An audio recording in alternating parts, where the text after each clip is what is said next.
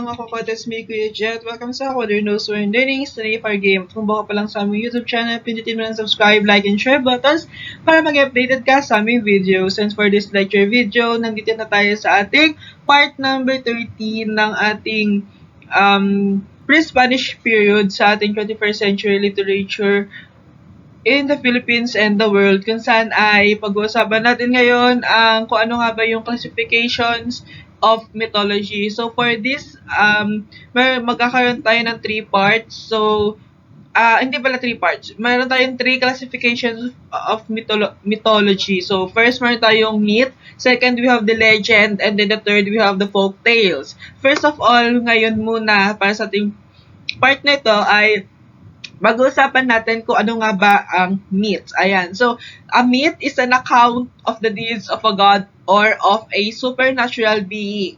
So, first of all, kapag sinabi nating myth, ang unang lumalabas agad sa ating isipan ay sila ay mga Diyos at Diyosa. Sila ay mga gawa-gawang characters na mayroong supernatural powers. Yung powers nila, it's either na kakaiba yung kanilang anyo or nagkakaroon sila ng non-human skills and abilities. Kunyari, kagaya ni Zeus, si Zeus ay God of Thunder, nakokontrol niya yung ating kidlat. And si Poseidon, nakokontrol niya yung dagat. And si Hades, nakokontrol niya yung underworld. Which is, hindi naman kayang gawin ng isang ordinaryong tao yung mga bagay na iyon. So, a kind of imaginative precursor of scientific investigation. So, yun nga, yung ating mga mythology, yung mga mythological characters natin is something different sa isang pagiging normal na tao, in which dito nga nahasa ang creativity ng ating mga ancestors. Kunyari, example, ayan. So, meron tayong tinatawag na diwata. Ang diwata ay isang napakagandang babae, ngunit may nakakapangambang kaugalian. Ayun. So, parang kahit na maganda yung appearance ng ating diwata, ay meron pa rin masamang planong binabalak ang ito. So, it is based on some stories and myth na galing sa ating mga ninuno. Ayan. So, example, nakikita nyo yung isang babaeng ahas. Meron daw babaeng ahas. Ayan. So, dito nakikita natin na kayang ipag-merge ang animal sa tao. Dito pinagsasama-sama or ginagawa ng ating mga ninuno yung ng panibagong characteristic or appearances yung mga tao. Example, meron tayong manananggal. Sa ating mythology, yung manananggal ay naghahati ng naghahati ng katawan, 'di ba? Which is wala naman talagang hati ang katawan at bumabalik uli sa normal kapag normal na araw during these days.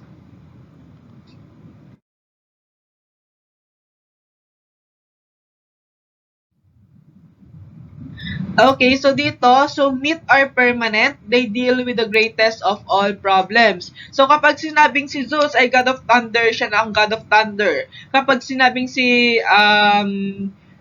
Galang Kaluluwa ay isang traveler, siya yung messenger of God, yun lang yung trabaho niya. So hindi siya kung ano yung capabilities niya, abilities niya, yun na yun. So kapag sinabing permanent din, kapag yun yung, bawal natin baguhin yung characters. Kunyari, meron tayong kwento, like Pandora's Box. Yung mga characters doon na hindi natin pwedeng baguhin kasi they are permanent. Kasi they deal with the greatest of all problems. So, ano yung problem nila, yun na yung ginawa ng ating mga ancestors. And this cannot be changed. Ayan. So, the problems which do not change because men and women do not change. For example, yung characteristic na binigay kay Bathala is so manly, so father figure type siya, which is yun yung nakikita natin in the present days. Ayan, so meron din namang mga for example, kay Aphrodite. So, Aphrodite ay isang magandang babae which symbolizes the female people ng ating ating reality. Okay. Ayan. So, meron din naman tayo kagaya ni Artemis. Si Artemis ay isang diyosa ng pangangaso. Kahit na siya ay isang babae, kaya niya pa rin makipagsabak sa mga pangangaso or sa pakikipagdigma, which refers to Florida sa ating Florante at Laura. O, di ba? May mga ganun-ganun, may mga representations tayo. Kung ano yung meron din naman kagaya ni Aries. Ayan, si Aries or si Mars. Ayan, so yung lalaki nakikipagdigma, may itsura. Meron din namang kagaya ni Hephaestus, hindi gaanong ka-attractive tingnan pero may pakinabang pa rin sa pagpapanday like that. So ito yung mga ginagawang representations ng ating mga ninuno. Ginagawa niya ng symbolisms para ma-apply natin or ma-identify natin sa realidad na buhay. So, classification of mythology ulit. So, myth pa rin. They deal with love, the romantic element, war, sin, tyranny, courage, and faith. All in the same way in relation to man. So, may mga ano tayo, di ba? May mga goddesses tayo, may mga diwata tayo. May iba't iba silang problema, meron silang iba't ibang challenges, quests, ano pa ba yon? Meron silang mga kailangan i-unlock na something, ganun lagi yung mga story ng ating mythology. 'Di ba? May mga binibilin sa kanila yung Diyos, tapos syempre out of curiosity ay maku-curious sila at gagawin nila yung other way round of na dapat nilang gawin. So, yun. May mga stories din tayo na nagde-deal with love. Example na yung kay Cupid. Ayan, story ni Cupid, 'di ba? Pinagma-match-match niya yung mga tao in order to make love, and then meron din namang war. For example, if you are fan of ah, yung kay Merlin, Story of Merlin, si King Arthur, ganon.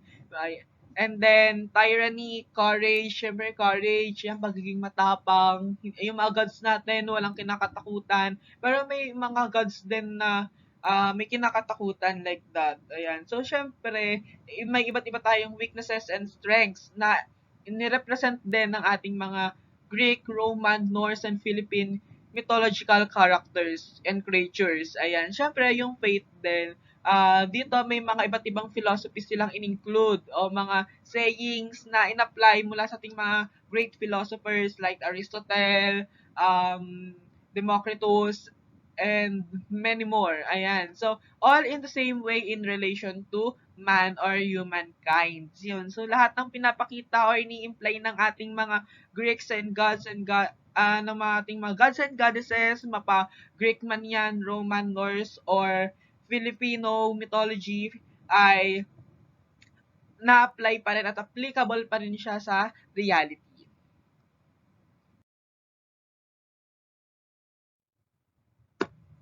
Okay, para sa ating second, meron tayo ditong legend. Ayan. So, yung legend is a widely accepted but unverified story of the origin of things, persons, or places. So, itong legend ay pwedeng mabago. If yung mythology natin ay hindi pwedeng mabago dahil nga siya ay constant na kung ano yung mga gods, yung mga characters na nandun, ay sila na. Dito naman sa legends ay pwedeng mabago yung mga pangalan, yung mga settings. Basta isa pa rin yung ating moral na gusto nating iparating sa ating sinasabihan or kinikwentuhan. For example, meron tayo dito alamat ng Pilipinas. Sa ibang bansa, sinasabing ang alamat ng Pilipinas daw ay nanggaling sa pag-aaway-away ng ng ulap tsaka ng lupa kung saan ay nagbatuhan ito ng kanilang mga bato at hangin kaya nahati sa maraming pulo ang Pilipinas. And then meron naman na sinasabi na meron daw tatlong magkakapatid, yun daw si Luz Biminda, si Luzon, Visayas at Mindanao, which later on na pinanggalingan ng Pilipinas. So yun, marami tayong mga basis depende sa mga regions and sa mga ating ancestors coming from the different parts of the Philippines or the world. Ayan. So, meron din naman tayo alamat ng saging, alamat ng paru-paro, alamat ng kung ano-ano mang mga bagay niyan na pinagmulan daw ng mga bagay-bagay. For example, meron din tayo alamat ng pinya, kung saan si Pina ay laging inuutusan tapos sinasabi hindi daw nakikita kaya sinumpaan siya ng kanyang nanay na kinabukasan daw ay sana magkaroon ng maraming mata si Pina at kinabukasan nakakita yung nanay niya ng isang um, prutas ng maraming mata which later on tinawag ng pinya. Ayan, so meron pa, marami pa tayong mga legends and mga alamat na nag-expone at mga famous alamats dito sa ating bansa.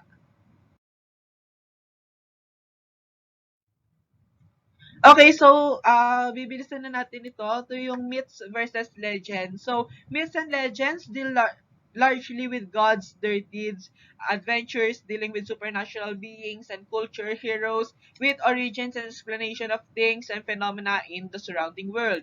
Ito naman yung pagkakaiba-iba ng ating myths and legends.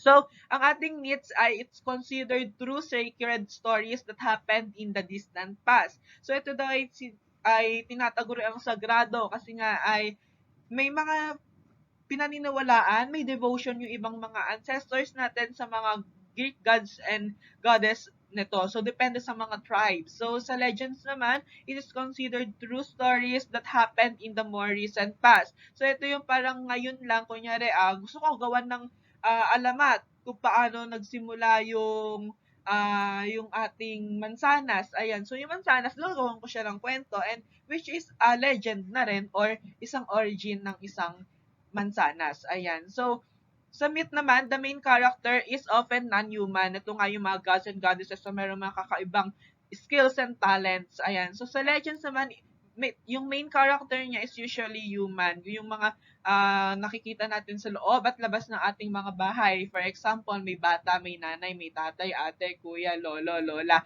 tito, tita, pinsan, kapatid, like that. And syempre may mga kapitbahay din na minsan lumilitaw sa ating mga characters. Ayan. So, sa myths naman, the story is timeless and the event are symbolic. Puro symbolisms, representations, and mga marks of traits natin yung ginagawa ng ating mga gods and goddesses which later on may matatamaan na lang tayo or matatamaan yung ating sarili na ay oo nga yun yung trait na meron din ako like that. So sa legends natin is story told as historical information and value. So yung legends natin is merong history, may history, tsaka may value, may kapupulutan ng gintong aral. Ayan. So, dito naman, since sa myth kasi, more on curiosity pa yun nandito. Kaya, it's either a do or die situation kung magiging maganda or mabuti yung magiging consequence na gagawin ng ating mga gods and goddesses. So, dito naman sa legend ay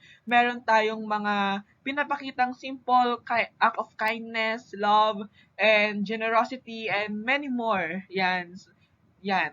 So, dito natin tatapusin yung ating educational video about sa differences ng myths and legends. So, if you have further more questions and clarification, don't hesitate to comment it down below or send your email to us at quadernos@gmail.com and see you later sa ating next part which is ito na yung ating episode 14, part 14 which ay didiscuss na natin kung ano nga ba yung folk tales. Bye!